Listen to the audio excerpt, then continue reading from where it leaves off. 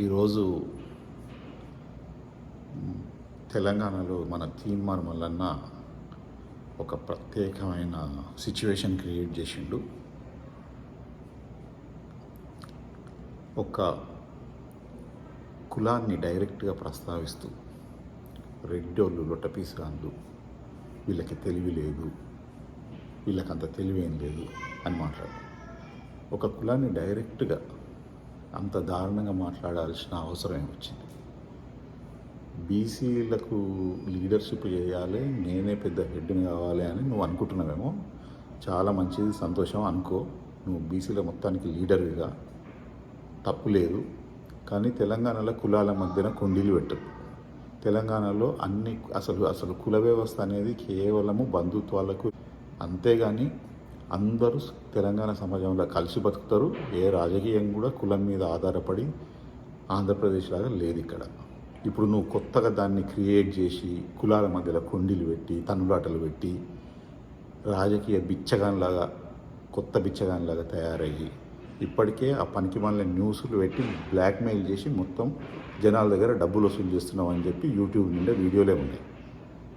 ఛాయకు పైసలు లేనోడివి హెలికాప్టర్లో తిరుగుతున్నావు, ఎట్లా తిరుగుతున్నావు అని అడుగుతున్నావు. ఈరోజు కొత్తది పట్టుకున్నావు. డైరెక్ట్గా ఒక కులాన్ని రెడ్డోళ్ళు రెడ్డోడు ఒక చీఫ్ మినిస్టర్ అయినంత మాత్రాన రెడ్డోళ్ళు అందరికీ మొత్తం కుర్చీలలో కూసబెడుతురా. కూలి పని చేసుకునేటోడు ఉన్నాడు, అమాలి పని చేసుకునేటోడు ఉన్నాడు, 2 ఎకరాల పొలం లేనోడు కూడా రెడ్డోడు ఉన్నాడు. వాళ్ళందరినీ ఇప్పుడు తీసుకుపోయి ఎడబెడతావు. ఊర్లల్లో అన్ని కులాలతో పాటు కలిసి బతుకుతున్నటువంటి పేద రెడ్డోళ్ళ పరిస్థితి ఏంది? నువ్వు ఇవాళ పంచాయతీ పెడితే తన్నుకొని సావాలన్నా వాళ్ళు? నువ్వు కూడా అదే స్థాయి నుంచి వచ్చినోడివి కదా. ఇప్పుడు బీసీల నుంచి ఒక సీఎం అయితే సరిపోతుందా? బీసీలలో ఎన్ని సమస్యలు ఉన్నాయి? బీసీలలో ఉన్న సమస్యలు రెడ్డిలలో లేవా? వేరే కులాలలో లేవా? సమాజం మొత్తాన్ని పేదోళ్ళని డబ్బున్న వాళ్ళనిగా సపరేట్ చేసింది కాక ఇప్పుడు మళ్ళీ కొత్త ఆంధ్ర నుంచి అరువు తెచ్చుకున్నట్టుగా మళ్ళీ ఈ కుల పంచాయతీ ఒకటి పెడుతున్నాం. నేను తెలంగాణలో పుట్టి పెరిగినోని. నాకు మొత్తం బీసీలే ఫ్రెండ్స్ ఉన్నారు. బాబాయ్ అంటాము, మామ అంటాము, అంకుల్ అంటాము, ఆంటీ అంటాము, అన్ని రకాల రిలేషన్షిప్స్ ఉన్నాయి. ఏ రోజు కూడా రెడ్డోళ్ళందరూ మంచోళ్ళేం కాదు, శుద్ధపూసలేం కాదు అట్లని చెప్పి ఏ కులంలో కూడా శుద్ధపూసలు ఒకడు ఉండడు. అన్నిట్లలో మంచోడు ఉంటాడు, చెడ్డోడు ఉంటాడు. అన్ని కులాల వారీగా ఫ్రెండ్షిప్ అనేది ఎప్పుడు జరగలే ఇప్పటివరకు తెలంగాణలో. కులాల వారీగా సమాజంలో కలిసి ఉండడం అనేది ఎప్పుడు జరగలే. ఇప్పుడు నువ్వు కొత్తగా క్రియేట్ చేస్తున్నావు. ఇప్పుడు నీ వల్ల ఎవడు దన్నుకొని రావాలి? నీ వల్ల ఇప్పుడు సమాజం మొత్తం నువ్వు మధ్యన గోడలు పెడతావా? నువ్వు సీఎం అయితే మొత్తం బీసీలకు ఎన్లైట్మెంట్ అయిపోతుంది, అందరికీ మంచి లైఫ్ ఉంటుందా? మళ్ళీ నువ్వు ఇప్పుడు 100 కోట్లు సంపాదించినావు, 1000 కోట్లు సంపాదించుకుంటావు, నీతో పాటు ఇంకో 10 మంది 1000 కోట్లు సంపాదించుకుంటారు. అదే కథ. మాలాంటి వాళ్ళు మామూలు వాళ్ళు ఉద్యోగాలు చేసుకొని బతకాలి, కూలి పనులు చేసుకొని బతకాలి, 4 పనులు చేసుకొని బతకాలి. మా మధ్యలో ఎందుకురా కొట్లాటలు పెట్టేది మీరు?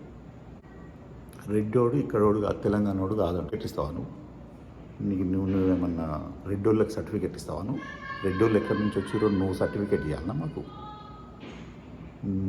నేను పుట్టిన తెలంగాణనే, మా నాయన పుట్టిన తెలంగాణనే, మా తాత పుట్టిన తెలంగాణనే, మా ముత్తాత తెలంగాణలో పుట్టిన, వాళ్ళ తాతలు కూడా తెలంగాణలో పుట్టిన.